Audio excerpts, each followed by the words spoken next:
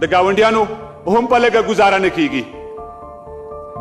د ګاونډیانو هم په لږه ګزاره نه کیږي تقسیمایي مو ترمنځ نوره یې واره نه کیږي په مطبوعاتو کې یو بل د خطر زنګ غږیږي په سرنوشت مو بله لوبه د شطرنج غږیږي دا د هرات د ایران کېدلو په درشل کې پروت دی افغانستان نور د مغولو په درشل کې پروت دی روسان هم په موږ د کړي جنګ تاوان غواړي روسان هم په موږ د کړي جنګ تاوان غواړي بیا نفت او غاز ډیزل پټرول د شبرغان غواړي پاکستان هم زموږ په حریم باندې راوختلو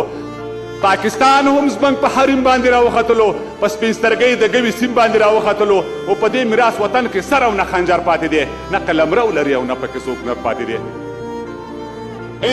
دا وزیرستان څه داسې نه چې نن پرون وران شو کور ته سواتي وزیر مسعود ته وړ پښتون وران شو خدای که سپرلی راوسته دا دښتې واښه شوله خدای که سپرلی راوسته دا دښتې واښه شوله خیر دی که کور اوس دیوالونه یې پاخه شوله خو دا ازغنتار نه منو